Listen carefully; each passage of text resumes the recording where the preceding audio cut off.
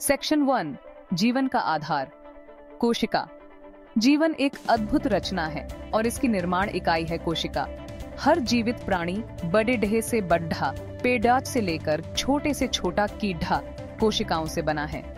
कोशिकाएं माइक्रोस्कोपिक होते हैं, यानी इन्हें नंगी आंखों से देखा नहीं जा सकता, लेकिन ये जीवन के सभी कार्यों को संचालित करते हैं। सांस लेना, खाना पचाना, चलना, सोचना, ये सब कुछ कोशिकाओं के सुव्यवस्थित कार्य का नतीजा है। कोशिका को समझना जीवन को समझने की पहली सीढ़ी है। जैसे एक इमारत ईंटों से बनती है, वैसे ही हर जीवित प्राणी कोशिकाओं से बना है। कोशिकाएं जीवन की आधारशिला हैं। ये जीवन की सबसे छोटी इकाई है जो जीवित होने के सभी लक्षण प्रकट करती है।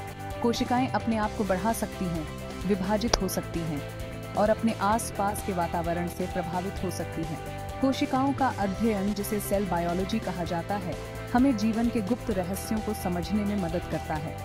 इससे हमें ये जानना होता है कि रोग कैसे होते हैं, औषधियाँ कैसे काम करती हैं और जीवन कैसे विकसित हुआ है। सेल बायोलॉजी ने चिकित्सा विज्ञान, कृषि विज्ञान और बायोटेक्नोलॉजी जैसे इंटेलेक्चुअल क्षेत्रों में क्रांति ला दी है। इस निबंध में हम कोशिकाओं की अद्भुत दुनिया में खोज करेंगे। हम अलग अलग प्रकार की कोशिकाओं के बारे में जानेंगे, उनके अंदर के अंगों के बारे में पढ़ेंगे और ये भी समझेंगे कि ये अंग कैसे मिलकर जीवन को संचालित करते हैं।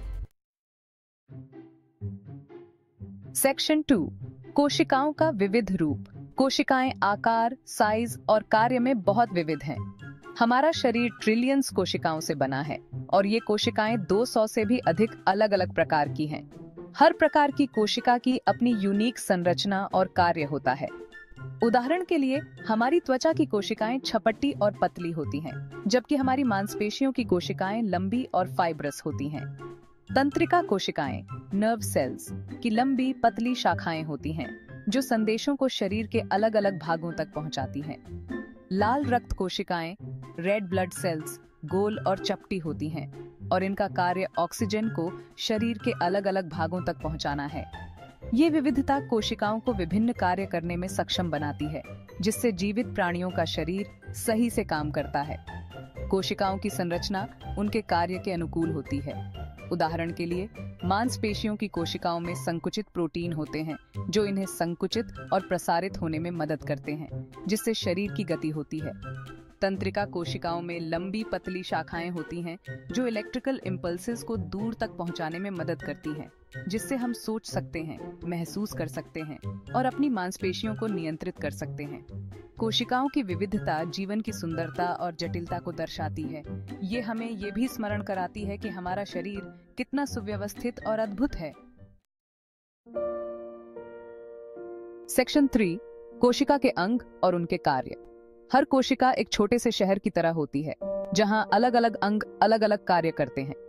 कोशिका के मुख्य अंगों में केंद्र, nucleus, cytoplasm, mitochondria, endoplasmic reticulum, Golgi apparatus, lysosomes और राइबोसोम्स शामिल हैं। केंद्र कोशिका का नियंत्रण केंद्र है, जो डीएनए को स्टोर करता है। डीएनए में जीवन के लिए जरूरी सभी जानकारियां होती हैं। साइटोप्लाज्म एक जेली लाइक पदार्थ है, जो केंद्र के चारों तरफ होता है और इसमें कोशिका के सभी अंग होते हैं। माइटोकॉन्ड्रिया कोशिका का पावर हाउस है, जो खाना से ऊर्जा उत्पन्न करता है। एंडोप्लाज्मिक रेटिकुलम प्रोटीन और लिपिड का निर्माण करता है, जबकि गोल्गी apparatus इन्हें पैकेज और ट्रांसपोर्ट करता है। लाइसोसोम्स कोशिका के कचरे को रिसाइकल करते हैं और रिबोसोम्स प्रोटीन का निर्माण करते हैं। ये सभी अंग मिलकर कोशिका को सही से काम करने में मदद करते हैं। कोशिका के अंगों की तुलना एक शहर के अलग अलग विभागों से की जा सकती है। केंद्र शहर का नगर निगम है, जो सभी नियमों का निर्माण करता है। साइटोप्लाज्म शहर की सड़कें और खुले मैदान हैं, जहां लोग आते जाते हैं। मिटोकॉन्ड्रिया शहर का पावर प्लांट है, जो शहर को ऊर्जा प्रदान करता है। एंडोप्लाज्मिक रेटिकुलम शहर की फैक्ट्री है, जो आवश्यक वस्तुओं का निर्माण करती है। गोल्गी apparatus शहर का पोस्ट ऑफिस है, जो वस्तुओं को पैकेज और ट्रांसपोर्ट करता है। लाइसोसोम्स शहर का कचरा उठाने वाला विभाग है, जो कचरे को रिसाइकल करता है। रिबोसोम्स शहर के कारीगर हैं, जो प्रोटीन का निर्माण करते हैं। सेक्शन 4, प्रोकैरियोटिक और यूकैरियोटिक कोशिका। जीवन की विविधता के साथ साथ कोशिकाओं के भी अलग अलग प्रकार हैं। दो मुख्य प्रकार की कोशिकाएं हैं, प्रोकैरियोटिक और यूकैरियोटिक। प्रोकैरियोटिक कोशिकाएं साधारण और छोटी होती हैं, जबकि यूकैरियोटिक कोशिकाएं अधिक जटिल और बेडेडी होती हैं। बैक्टीरिया और आर्किया प्रोकैरियोटिक कोशिकाओं से बने होते हैं, जबकि प्रोटिस्ट, फंजाई, प्लांट्स और एनिमल्स यूकैरियोटिक कोशिकाओं से बने होते हैं। प्रोकैरियोटिक कोशिकाओं में केंद्र नहीं होता है और इनका डीएनए साइटोप्लाज्म में फैलता रहता है। इनमें मेम्ब्रेन बाउंड ऑर्गेनेल्स भी नहीं होते हैं, जैसे माइटोकॉन्ड्रिया, एंडोप्लाज्मिक रेटिक्यूलम और गोल्गी एपैरेटस। यूकैरियोटिक कोशिकाओं में एक सटीक केंद्र होता है जिसमें डीएनए सुरक्षित रहता है। इनमें विभिन्न मेम्ब्रेन बाउंड ऑर्गेनेल्स भी होते हैं जो अलग अलग कार्य करते हैं। प्रोकैरियोटिक कोशिकाओं को समुद्र में तैरते छोटे साधारण नाव के रूप में देखा जा सकता है, जबकि यूकैरियोटिक कोशिकाओं को बीडीडीडे जटिल क्रूज शिप के रूप में देखा जा सकता है। साधारण नाव में एक खुला डेक होता है जहां सब कुछ फैलता रहता है, जबकि क्रूज शिप में अलग अलग कैबिन और विभाग होते हैं जो अलग अलग कार्य करते हैं। यूकैरियोटिक कोशिकाओं का विकास प्रोकैरियोटिक कोशिकाओं से हुआ है और ये अधिक जटिल और कुशल हैं। यूकैरियोटिक कोशिकाओं में विभिन्न ऑर्गेनेल्स की उपस्थिति इन्हें विभिन्न कार्य करने में सक्षम बनाती है, जिससे मल्टी सेल्यूलर जीवन का विकास संभव हुआ है। सेक्शन 5 माइटोकॉन्ड्रिया, कोशिका का पावर हाउस। कोशिका के सभी अंगों में से माइटोकॉन्ड्रिया सबसे महत्वपूर्ण अंगों में से एक है। माइटोकॉन्ड्रिया को कोशिका का पावर हाउस कहा जाता है क्योंकि ये खाना से ऊर्जा उत्पन्न करता है। ये ऊर्जा ATP that is adenosine triphosphate के रूप में स्टोर की जाती है, जिसका इस्तेमाल कोशिका अपने सभी कार्यों को करने के लिए करती है, जैसे प्रोटीन का निर्माण, ट्रांसपोर्ट और गति। माइटोकॉन्ड्रिया की अपनी डीएनए और रिबोसोम्स होते हैं, जिससे ये अपने प्रोटीन का निर्माण कर सकते हैं। ये प्रोकैरियोटिक कोशिकाओं से मिलते जुलते हैं और वैज्ञानिकों का मानना है कि माइटोकॉन्ड्रिया का विकास प्रोकैरियोटिक कोशिकाओं से हुआ है जो यूकैरियोटिक कोशिकाओं में सम्मिलित हो गए थे। माइटोकॉन्ड्रिया की तुलना एक पावर प्लांट से की जा सकती है जो शहर को ऊर्जा प्रदान करता है। पावर प्लांट में कोल या नेचुरल गैस जलाया जाता है जिससे ऊर्जा उत्पन्न होती है, जिसका इस्तेमाल शहर की लाइट्स, मशीन्स और अप्लायंसेस को चलाने के लिए किया जाता है। इसी तरह माइटोकॉन्ड्रिया खाना से ऊर्जा उत्पन्न करते हैं, जिसका इस्तेमाल कोशिका अपने सभी कार्यों को करने के लिए करती है। माइटोकॉन्ड्रिया का सही से काम करना जीवन के लिए बहुत जरूरी है। माइटोकॉन्ड्रिया की खराबी से कई तरह की बीमारियां हो सकती हैं, जैसे कैंसर, अल्जाइमर्स डिजीज और Parkinson's disease. Section 6 Golgi apparatus, कोशिका का पैकिंग और शिपिंग केंद्र। गोल्गी एपैरेटस एक और महत्वपूर्ण ऑर्गेनेल है जो यूकैरियोटिक कोशिकाओं में पाया जाता है। इसका कार्य प्रोटीन और लिपिड को पैकेज और ट्रांसपोर्ट करना है। एंडोप्लाज्मिक रेटिक्यूलम से प्रोटीन और लिपिड गोल्गी एपैरेटस में आते हैं, जहां इन्हें मॉडिफाई, सॉर्ट और पैकेज किया जाता है। फिर इन्हें वेसिकल्स में पैक किया जाता है, जो छोटे मेम्ब्रेन बाउंड सैक्स होते हैं और कोशिका के अलग अलग भागों या कोशिका के बाहर ट्रांसपोर्ट किए जाते हैं। गोल्गी एपैरेटस की तुलना एक पोस्ट ऑफिस से की जा सकती है, जो पैकेजेस को रिसीव करता है, उन्हें सॉर्ट करता है और उन्हें उनके सही गंतव्य तक पहुंचाता है। पोस्ट ऑफिस में पैकेजेस को अलग अलग बैग्स और बॉक्सेस में पैक किया जाता है, जिससे उन्हें आसानी से ट्रांसपोर्ट किया जा सके। इसी तरह गोल्गी एपैरेटस प्रोटीन और लिपिड को वेसिकल्स में पैक करता है, जिससे उन्हें कोशिका के अंदर या बाहर आसानी से ट्रांसपोर्ट किया जा सके। गोल्गी एपैरेटस का सही से काम करना कोशिका के लिए बहुत जरूरी है। गोल्गी एपैरेटस की खराबी से कई तरह की बीमारियां हो सकती हैं, जैसे सिस्टिक फाइब्रोसिस और लाइसोसोमल स्टोरेज डिजीजेस। सेक्शन 7 पादप कोशिका, क्लोरोप्लास्ट और प्रकाश संश्लेषण। पादप कोशिकाओं में एक यूनिक ऑर्गेनेल होता है जिसे क्लोरोप्लास्ट कहा जाता है। क्लोरोप्लास्ट में क्लोरोफिल होता है, जो एक हरा पिगमेंट है जो सूर्य के प्रकाश को अब्सॉर्ब करता है। क्लोरोप्लास्ट प्रकाश संश्लेषण की प्रक्रिया के लिए जिम्मेदार है, जिसमें पादप सूर्य के प्रकाश, कार्बन डाइऑक्साइड और पानी से ग्लूकोज, एक प्रकार की शुगर, का निर्माण करते हैं। ग्लूकोज पादप के लिए ऊर्जा का मुख्य स्रोत है।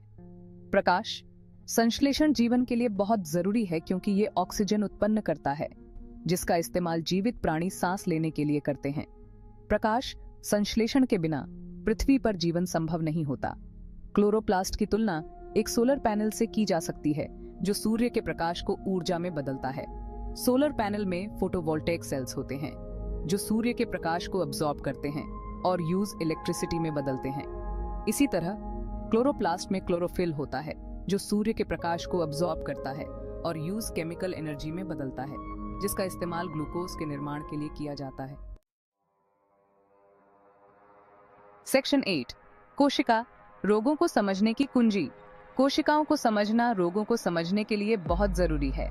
कई बीमारियां कोशिकाओं की खराबी के कारण होती हैं। उदाहरण के लिए कैंसर कोशिकाओं के अनियमित विभाजन के कारण होता है। HIV वायरस इम्यून सिस्टम की कोशिकाओं को इन्फेक्ट करता है और उन्हें नष्ट करता है। कोशिकाओं का अध्ययन हमें ये जानने में मदद करता है कि रोग कैसे होते हैं और इनका इलाज कैसे किया जा सकता है। वैज्ञानिक नई औषधियां और थेरेपीज विकसित कर रहे हैं जो कोशिकाओं को टारगेट करके रोगों का इलाज कर सकती हैं। कोशिकाओं की तुलना एक मशीन के पार्ट से की जा सकती है। जब मशीन का कोई पार्ट खराब हो जाता है तो पूरी मशीन सही से काम नहीं करती है। इसी तरह जब कोशिका का कोई पार्ट खराब हो जाता है तो पूरा शरीर सही से काम नहीं करता है। सेल बायोलॉजी ने चिकित्सा विज्ञान में क्रांति ला दी है और हमें आशा है कि ये भविष्य में और भी रोगों का इलाज ढूंढने में मदद करेगा। सेक्शन 9 कोशिका अनुसंधान भविष्य की दिशा। सेल बायोलॉजी एक तेजी से बढ़ता हुआ क्षेत्र है और वैज्ञानिक कोशिकाओं के बारे में नई नई बातें जान रहे हैं। कोशिका अनुसंधान से हमें कई रोगों का इलाज ढूंढने में मदद मिल सकती है, जैसे कैंसर, अल्जाइमर्स डिजीज और Parkinson's disease. Stem cell research एक आशावादी क्षेत्र है जिसमें वैज्ञानिक स्टेम सेल्स का इस्तेमाल करके खराब टिश्यूज और ऑर्गन्स को रिपेयर करने की कोशिश कर रहे हैं। जीन थेरेपी एक और आशावादी क्षेत्र है जिसमें वैज्ञानिक कोशिकाओं में जीन्स को इंसर्ट करके जेनेटिक डिजीजेस का इलाज करने की कोशिश कर रहे हैं।